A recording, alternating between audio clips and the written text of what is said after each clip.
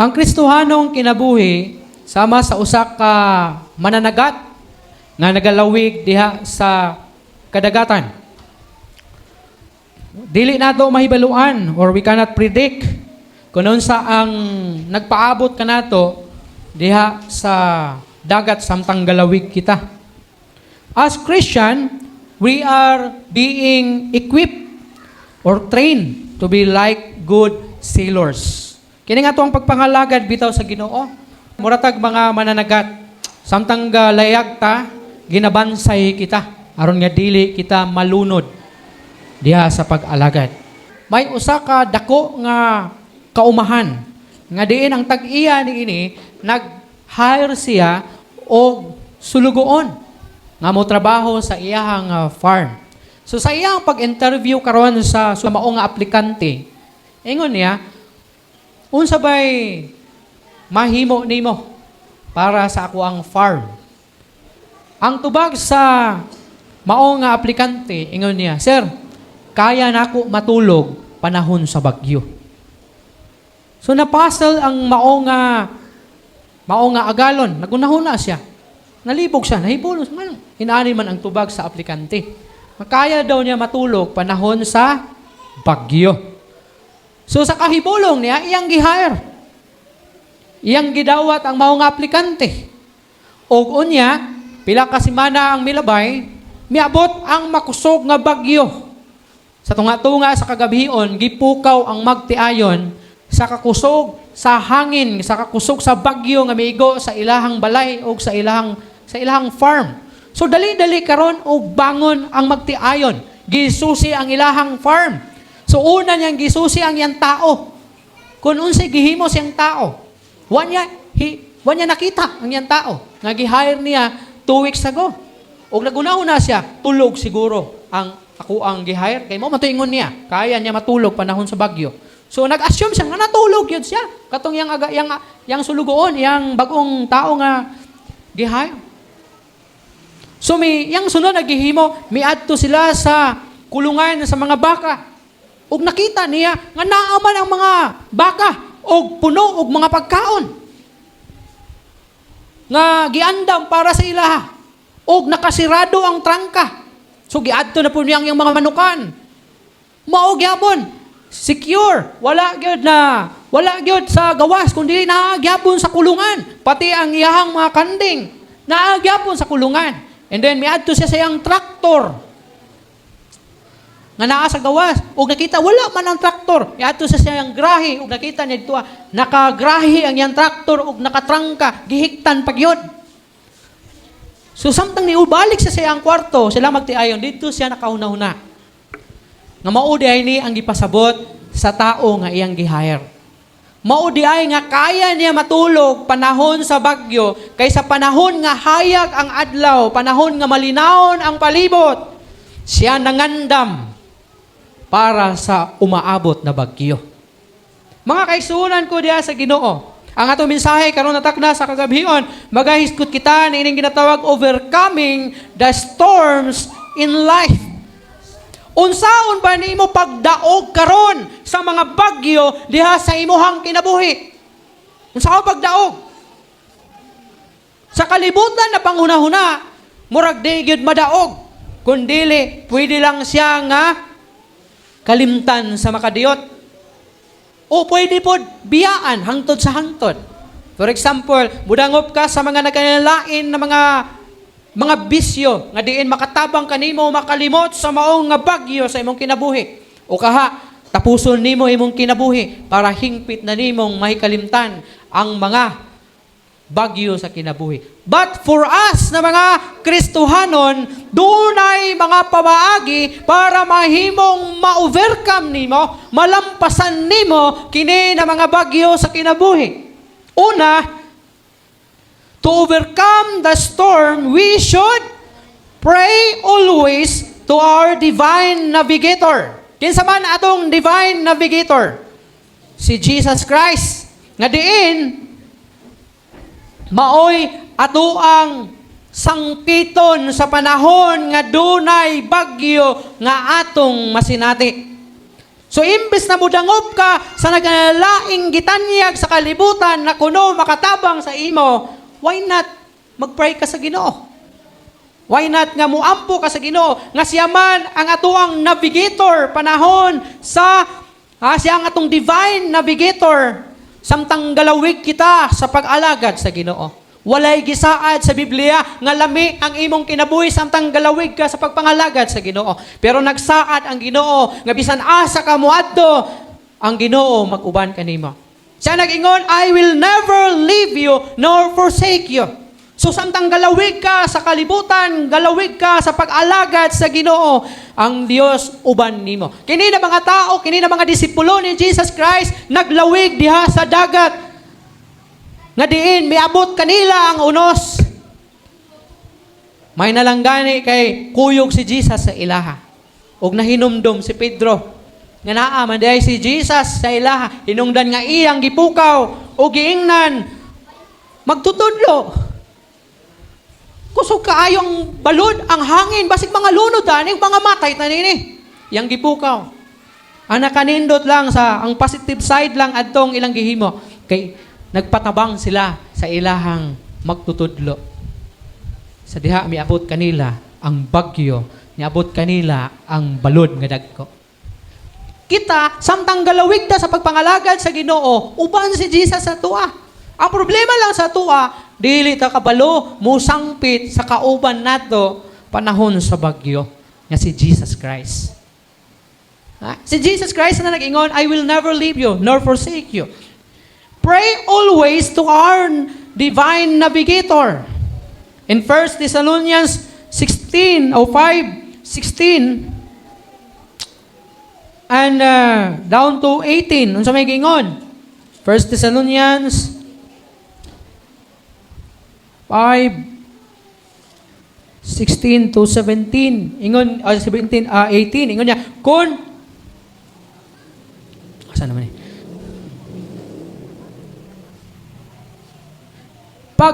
paglibay kamo sa kanunay, pagampo kamo sa walay paghunong, pagpasalamat kamo sa tanang higayon, kay kini mao ang kabubuton sa Dios diha kang Kristo Hesus alang kaninya. So adunay paghagit diha nga kanunay kitang maga-pray sa kanunay. Dili lang sa pagpasalamat, dili lang sa pagdangop o dili lang sa paglibay kanunay kundi sa pagampo usab nga walay hunong. Ingon pa ni Billy Graham, kailan siguro mo sa ka-famous nga evangelist sa Southern Baptist, si Billy Graham. Ingon pa ni Billy Graham, true prayer is a way of life. Ang tinuod nga pagampo sa Bisaya pa, mao kini ang pagkinabuhi o ikinabuhi. Ang tinuod nga pagampo. Not just nga imo lang daw kining gamiton panahon sa emergency. Nga mura sa 911. Nga matawagan lang nimo ni sila, magamit lang nimo sila panahon sa emergency. Ang pagampo sa Ginoo di lang panahon nga nakay sakit. Wala kay kwarta, di lang sa panahon nga aduna kay unos o mga pagsulay sa kinabuhi, kundi sa tanang panahon.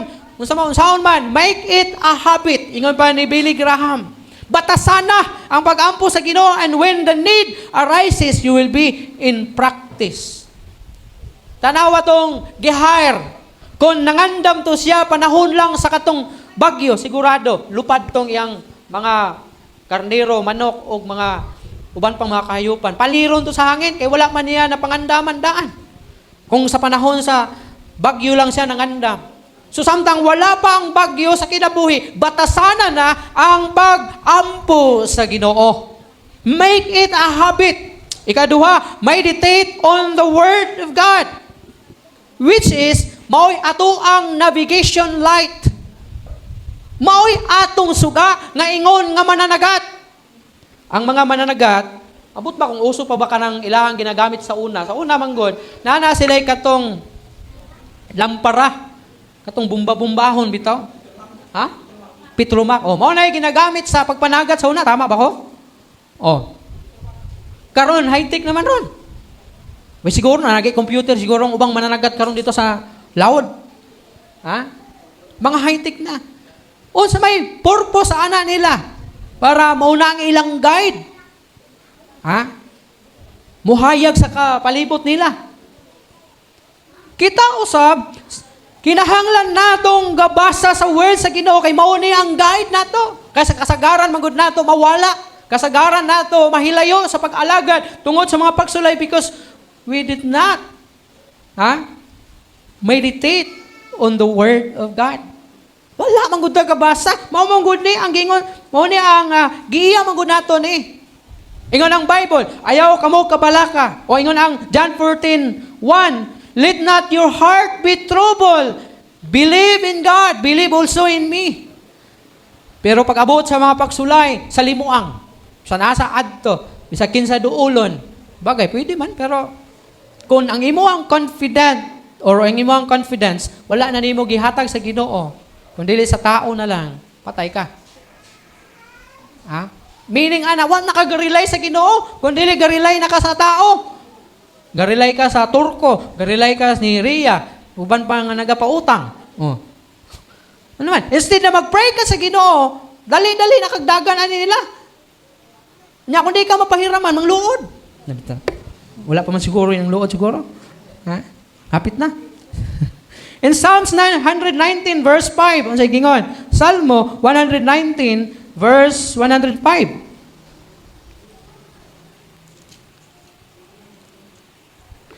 Ingon pa sa versikulo 105, ingon niya, ang imong pulong suga sa akong mga tiil o kahayag sa akong agianan. Unsa daw ang word sa Ginoo? Suga sa tiil. Kinsa man ni nagingon ani? Si Salmista David. Ingon niya, suga sa akong mga tiil. Kahayag sa akong agianan. Kanindot, kung imong pamalandungan ba, gasiga ang imong tiil. Gabasa ka sa word sa Ginoo, gasiga pag yung dalan. Kaya bitong kanang nawa kaya nung duman sapatos sa mga pangbata, natagatamak mo siga.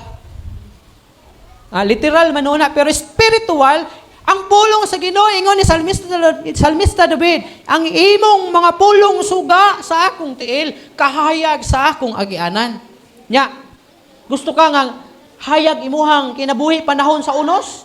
Alabas sa pulong sa Ginoo. Kay kung dili ka magabasa, ngit-ngit pa sa alkitran ang imuhang dangatan o ang imong agianan. Pagkanindot, anang, mulakaw ka, nagasiga imong tiil, o niya tagatikang ni mo muhayag sa unahan. Diya sa pag-alagad sa Ginoo, spiritually, gigamit rin word sa Ginoo. So meditate on God's word because mauni siyang ato ang navigation light. Ingon pa ang Joshua chapter 1 verse 8, this book of the law shall not depart from your mouth, but you shall meditate on it day and night, so that you may be careful to do according to all that is written in it. For then you will make your way prosperous, and then you will have good success.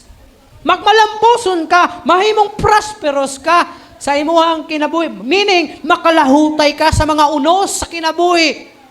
And you become prosperous, successful, taliwala sa mga unos because you meditate on the Word of God day and night. Bukad kayo, bisa sa ako, lisod kayo ni siya. Pero this is biblical.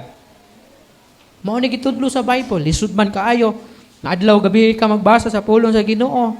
Labi na sa maka-iibog na mga butang sa kalibutan nga pwedeng kabisihan nato. Pero mao ni ang gingon sa Ginoo, madawat makao sa dili. Mao ni siya. Believe it and you shall receive because God promised. Ang sayang saad to strengthen you. Panahon sa mga unos, ang saad sa Ginoo, lig-unon kaniya para makalahutay ka sa mga pagsulay. Kaya kung huyang ka pag-abot sa mga pagsulay, mga ito akong gingon, dangop ka sa droga siguro, ilim nung makahubog, dangop ka sa mga barkada nimo, or dangop ka og pisi, ngita ka og kamunggay. Ngita og kahoy. Another thing, to give you rest. Gusto ka makapahulay, dili pahulay sa dayon, ha? Na pag-abot sa mga pagsulay, magpakamatay ka kay para makapahulay ka. Dunay pahulay diya sa Ginoo. Pahulay diya sa presensya sa Ginoo. Pagkanindot anang naa ka nagingon sa Bible bitaw nga taguan ta ka sa akong mga pako. Ang piso bitaw kanang kanang manok nga nay mga piso. ang ginahimo sa inahan ana panahon sa ulan, panahon sa ting-ulan, ibuka niya na yang pako ug iyahang pasudlon ng iyang mga piso. Bisan pag napulo ka buok, yan ang tabunan siyang duha ka pako. Ano man, para mainitan panahon sa ulan, para comfortably ang maong mga piso ug walay makapasipala kanila na mga dautan o dili maayo na mga mananap sa palibot. Protektahan na niya. Kung ikaw panahon sa unos nimo ug mudangop ka sa Ginoo, makapahulay ka. Ngano man, taguan ka sa mga pako sa Ginoo. Another thing, to take care of all your needs.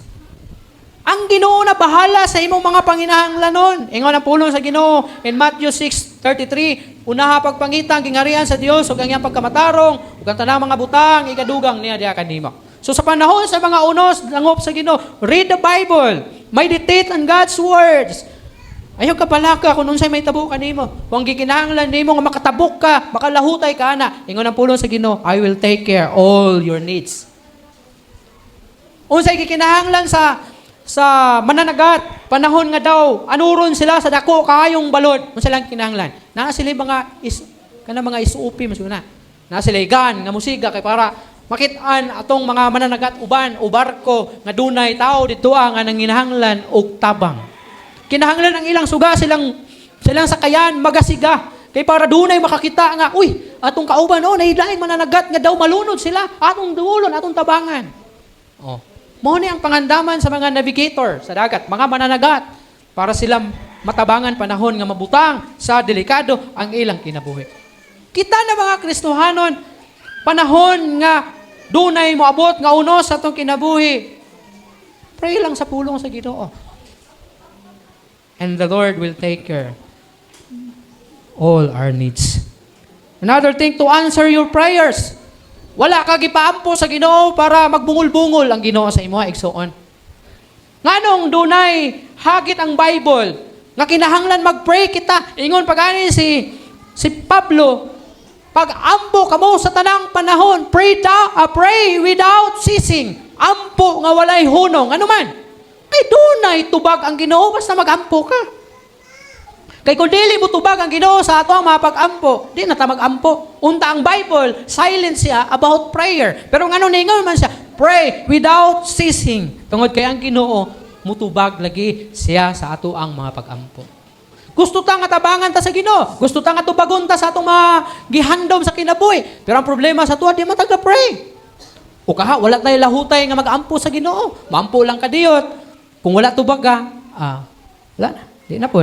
Lahi na po yung pangayoon sa Ginoo. Dili consistent sa pag-ampo mo na ang pasabot na ako. So, unsa ang pagtubag sa Ginoo? Sabi ninyo, He longs to answer your prayer. Pangandoy sa Ginoo nga tubagon ka niya sa imong mga pag-ampo. Gusto sa Ginoo nga tubagon ka niya sa imong mga pag-ampo. Ikaw lang ang ipaabot sa Ginoo kung kanus ka mo salig sa iya.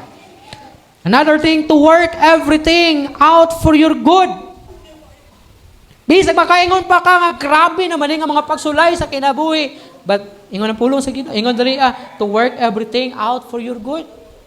So, imuha lang sabton na kini na mga pagsulay, kini na mga bagyo sa kinabuhi para sa imuhang kaayuhan. Dili gusto ang Ginoo, dili bot pasabot nga gitaga ka pagsulay sa Ginoo kay gusto sa Ginoo nga mabiya ka sa iya. Mupalayo ka sa iya. Kung dili gisulay ka sa Ginoo para mahimo pagyud kang mahingpit, mamold ng imong kinabuhi. Mutubo pagyud ka, mahimong lig-on, mahimong madasigon. So kung ang imuhang interpretation o ang imong approach sa mga pagsulay kay mao ang pagbiya sa Ginoo, sa sugod pa lang, wala na yun kay faith sa Ginoo. Maybe wala yun si Kristo sa imong kinabuhi. Kaya nga naman, anong inana man ang imong approach na pag-abot sa mga pagsulay, talikod sa Ginoo. Nga dili man mo ang gusto sa Ginoo. Si Job, nga sa diha miabot kaniya ang grabe nga unos sa kinabuhi, ni talikod ba siya? Wala. Kini na mga alagad sa Ginoo, mga propeta, mga leaders sa Israel, mga propeta, hangtod na sa mga disipulo, mga apostoles, nga bisan og kamatayon pa'y kabayaran sa ilang pag-alagad sa Ginoo. Bisag giunsa na sila sa paghapak sa mga pagsulay. Italikod pa sila. Wala. Nipadayon sila tungod kay tinuod sila na mga anak sa Ginoo. ang di lang mo padayon pag-abot sa mga pagsulay, katong mga dili anak sa Ginoo. Sama sa gingon sa prayer meeting bitaw, na mamuyboy pa hinuon sa Ginoo. Sige, man kung simba diha Ginoo niya. Sige ko pagamit sa imo, anong naaman ni na mga pagsulay, may pagdi na lang ko mo simba. Igsuon sa sugod pa lang. Wala na jud kay Ginoo sa imong kinabuhi. Pakitang tao ratanan ang imong pag-alagad sa Ginoo. Siguro katong gingon sa Bible na nag-alagad ka para sa imong kaugalingon o para sa mga tao. Dili para sa Ginoo. Walang pag-abot sa mga pagsulay, dayong talikod, dayong biya, o dayong palayo sa Ginoo. To be with you. Madawat nimo kung meditate ka sa word sa Ginoo, you will receive Him and He will be with you. Mag-uban siya kanimo, bisag naapa ka sa grabing pagsulay, mag-uban ang Ginoo sa imuha. Katong mga disipulo ni Jesus Christ, sa diha nga natulog si Jesus Christ, naglawig sila nga tugaw to mga disipulo, si Jesus Christ lang natulog ato. Biabot kanila ang grabing hangin, bagyo, balod, o unya, nasudlag tubig ila sa kayan, hapit na sila malunod, o unya, mingon sila, usa man itong ibunan ni, mga matay tani. Nataranta sila. And then, nakahuna-huna si Pedro, pukaw na to atong magtutudlo.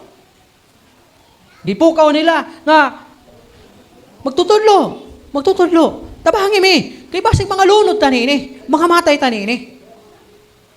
Bangon si Jesus Christ, ug ingon niya, gistoryahan lang niya ang hangin ug ang tubig siya hunong. Ni hunong. Ingon si Pedro, nagstoryahan na silang mga dismisa. Kinsa man ni mga tao? Kinsa man gining tawhana nga bisan ang hangin ug ang tubig maminaw man saya. Ingon din si Jesus, lingi din sila. Kasi pagkagamay sa inyong pagtuo. Nganong gamay man lang pagtuo? Kung imong sabton, malunod ka hato sila. Bisang pag matulog to si Jesus Christ, bisag dito mumata, dito malunod. Ngano man? Musugot tayo si Jesus na malumos po siya apil. Nanaman siya dito So di yun malunod, kaya naman si Jesus. Bisang pagpunon sa tubig, huwag muunlod na to siya, dito sila mga matay. Kay kabalo sila, na si Jesus. Ang problema na sila, nakalimot sila, nga uban sa ilaha si Jesus. Usahay inanak ta, Kristohanon ta, mga alagad sa Ginoo, dasig ka ita pag-abot sa mga hayahay na to nga kinabuhi, pero pag-abot sa mga pagsulay, mataranta na ta. So, naman ako ni, wala ka kay balo, nga naman si Jesus sa imo. Nituo ka kay Jesus. Naman kasi Jesus imo kinabuhi, nasa imo kasing-kasing. Nga anong mataranta man ka? Inana ito problema. Natay sakit sa mga disipulo. Bisag kabalutan nga naa si Jesus sa tuwa. Pag-abot sa mga pagsulay, murag wala si Jesus. Ano naman? Suluhon man dayon ang mga problema. Manang mataranta ka. Ingon niya, to be with you. And then, to protect you. Kini na mga disipulo ni Jesus Christ. Uban si Jesus sa ila. Protektahan yun sila. Ay kung mamatay na yung mga disipulo ni Jesus Christ, pasabot, dili siya gamahanan. Dili siya Diyos. Atik-atik ra yan pagka-Diyos. Nagpakaroon ingnon ra siya nga Diyos. Kabalo sila, nga naa si Jesus sa ilaha. O kabalo dapat sila, nga protektahan sila. Bisag unsay may tabo, bali-balihon pa ng kinabuhi nimo sa mga pagsulay. As long as naa kay Ginoo sa imong kinabuhi, ikaw makalahutay og magmadaugon diha sa mga pagsulay. To heal you, aron kaayohon sa imong mga balatian. Nagkadaiyang na mga sakit nga imong naangkon diha sa imong pisikal nga lawas. Manay saad sa Ginoo. And lastly, apply what you have learned and experienced. Kanang imuha bitaw mga pagsulay sa imong kinabuhi, kung giunsa ka pagluwas sa Ginoo, giunsa pagpakita sa Ginoo ang iyang gahom diha kanimo, i-apply nimo sa imong kinabuhi. Gamito nimo ni siya nga buhing testimonyo. Kaya nung dumos ako ang message last prayer meeting, nakaning ato ang mga pagsulay, usak ka kahigayunan to witness kung unsa ka maayo sa Ginoo sa imong kinabuhi. Kung wala kay mga pagsulay, Kung wala ka tay uga og mga unos sa mga pagsulay diha sa imong kinabuhi. Unsaon nimo pag-ingon karon sa imong higala, sa imong mama, sa imong papa, sa imong mga igsoon, sa imong paryente, mga kasilinganan na ang Ginoo maayo sa imong kinabuhi. Wa man ka makasinati ana nga maayo ang Ginoo sa imong kinabuhi. Kay panahon sa mga pagsulay, dayon naman kag reklamo sa Ginoo. Pero kung nasinati nimo nga giluwas ka sa Ginoo sa panahon sa imong mga bagyo sa kinabuhi, mahimo kining buhing testimonyo aron mapaila si Jesucristo ang imong Dios ngadto sa mga tao nga wala muila sa imuhang Dios. Mao kini ang mahimong gamiton nimo nga ang Ginoo nagluwas kanimo. Ang Ginoo nagtabang kanimo sa panahon sa imong mga unos. Mo nang mga tao sa imong palibot, apil na ang naa sa imong panimalay, mahibulong gina sa imong kinabuhi. Kaya nga naman, bisag taliwala sa mga pagsulay, nagpadayon ka mang matinud-anon sa Ginoo. So diha ka makapaambit sa ilaha. Nagpadayon ka tungod kay maayo ang Ginoo sa imuhang kinabuhi. Mga kaigsuonan ko diha sa Ginoo, dili ta exempted sa mga pagsulay, mga kasakit sa kinabuhi. In fact, si Jesus mismo nag-remind sa iyang word, ingon niya, tungod kanako pagasakiton ka mo. So, dilibot pasabot na himo kang Kristohanon kay wala na'y kasakit. Hayahay. Kung dili, doon na gyoy pagsulay. Kay ang mga pagsulay, kabahin ka na, aron ikaw, mas mulig-on pagyod sa imong pagtuo, pagsalig na kaniya. Ang imo lamang buhaton to overcome the storms in life. Ang imong buhaton aron madaog nimo kana ng mga bagyo sa imong kinabuhi igsuon is to pray always sa ato ang balaang navigator, divine navigator, and to meditate the word of God as our navigation lights. Ingon nga ato ang suga samtang galawig kita sa pag-alagad sa Ginoo. And then apply what you have learned and experience. Kung unsa ka maayo ang Ginoo sa imong kinabuhi, kung giun sa kaniya pagtabang o pagluwas, i-apply nimo diha sa imong kinabuhi.